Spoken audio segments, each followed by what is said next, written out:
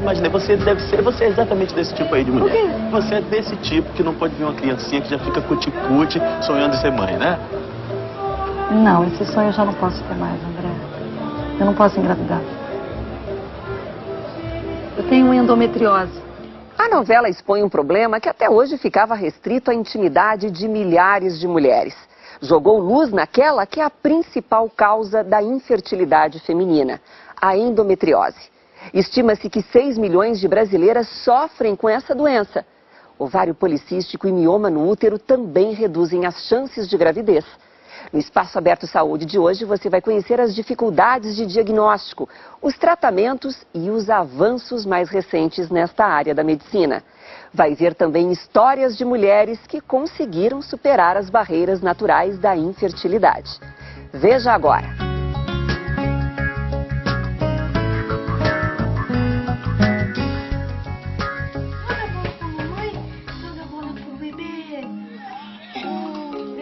Quem vê Kátia assim, tranquila e feliz, não imagina o que ela já passou. Foram 6 anos de sofrimento.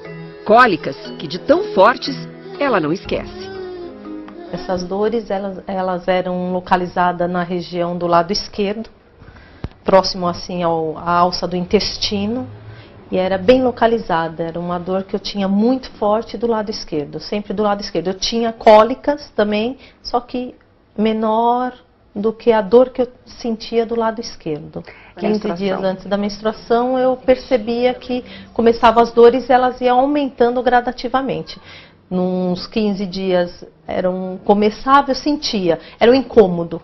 Eu sentava, eu ficava sentindo, eu passava a mão toda hora. Alguma coisa incomodava. Aí no outro dia ia aumentando e aumentando. Quando chegava próximo à menstruação, a dor chegava assim a ser insuportável. Eu tomava remédios para cólica, para tirar dor, para amenizar dor. O diagnóstico demorou a chegar. Foram anos e anos sem saber as causas das dores. Eu fazia ultrassonografia, não dava nada. Eu imaginava que fosse um tumor, alguma coisa relacionada no intestino. Aí eu fiz a ressonância magnética, realmente constou um foco de endometriose na tuba uterina, que antigamente se falava trompas. Endométrio é o tecido que reveste a cavidade do útero e aonde o embrião se implanta numa gravidez. Mensalmente o endométrio descama, né, durante o período menstrual junto com o sangue menstrual. Endometriose é quando esse endométrio se implanta fora do útero.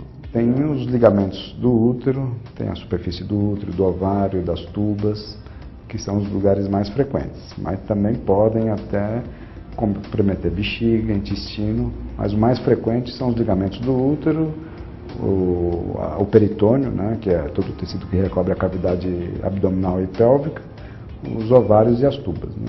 E o que a mulher sente? Quais são os sinais da endometriose? Sintomas. Ela pode ser caracterizada por sintomas relacionados com dor, que podem começar de uma cólica menstrual intensa, dores na relação sexual, dores entre as menstruações. O mais difícil, não saber o que eu tinha. Ir nos médicos e não saber.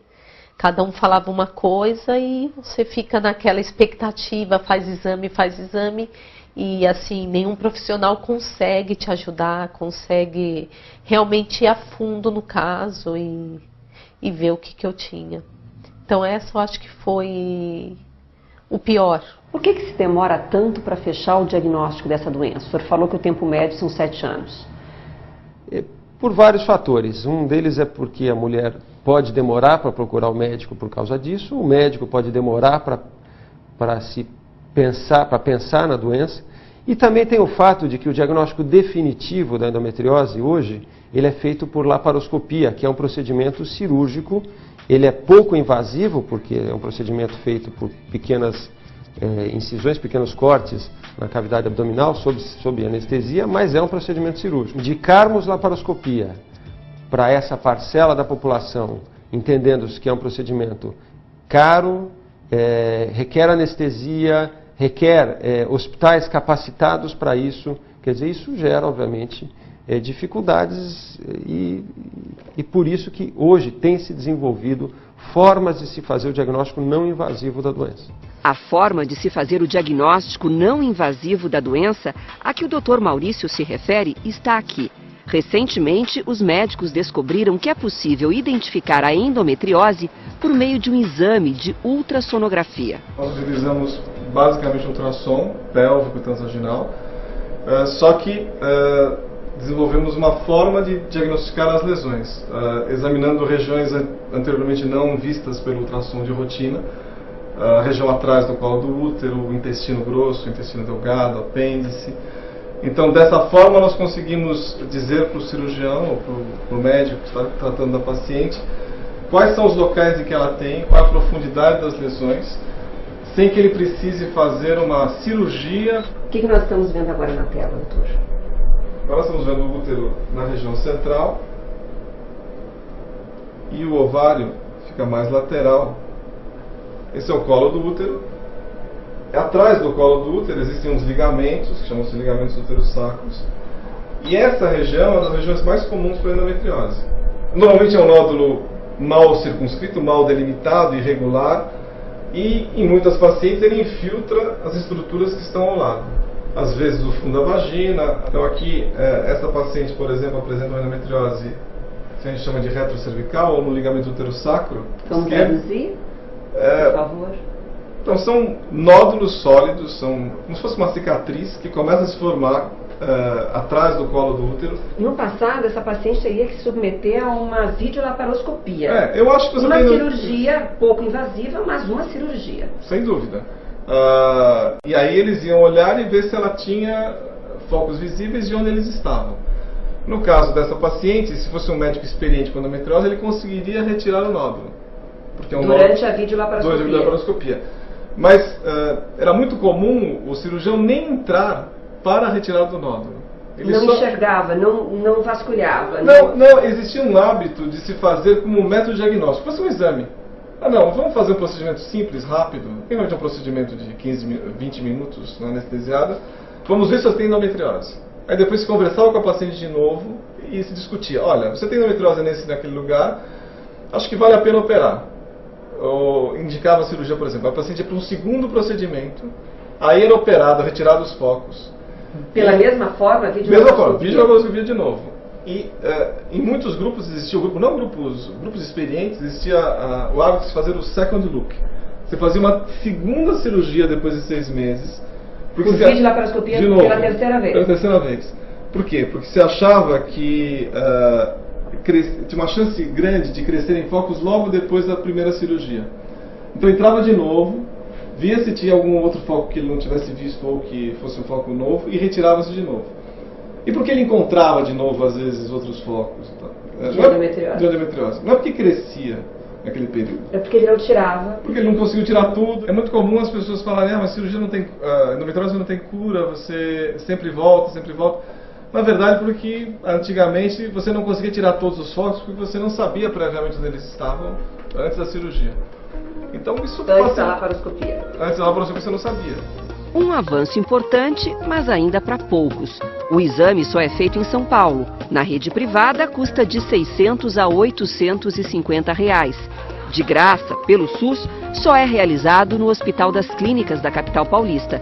Os médicos acreditam que, na medida que o ultrassom para o diagnóstico da endometriose se expandir pelo país, a videolaparoscopia só será usada como tratamento cirúrgico para retirar os focos da doença.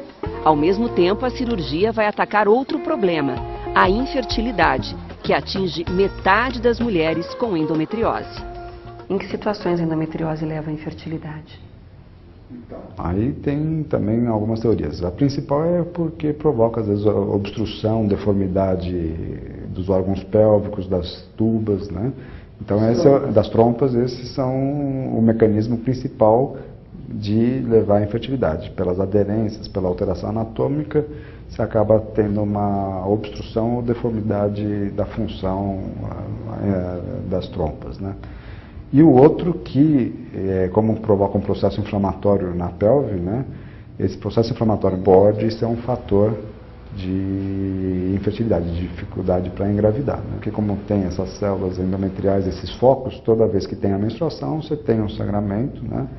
pequeno sangramento nesses focos, e isso acaba provocando um processo inflamatório crônico, e teoricamente falam que esse processo inflamatório que está no peritônio ou em volta das tubas do ovário pode prejudicar na fertilidade, né? Uma vez tratada a endometriose, quais são as chances de ela engravidar? As chances de engravidar são grandes quando nós entendemos que os recursos disponíveis hoje são variados, né? Então,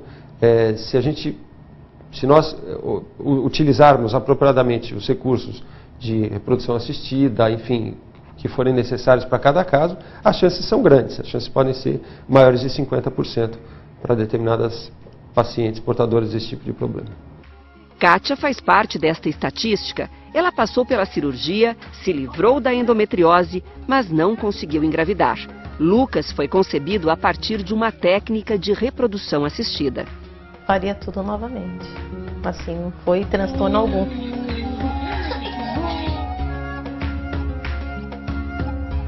Só em ver o rostinho dele quando ele nasceu, faria tudo, até me emocionou.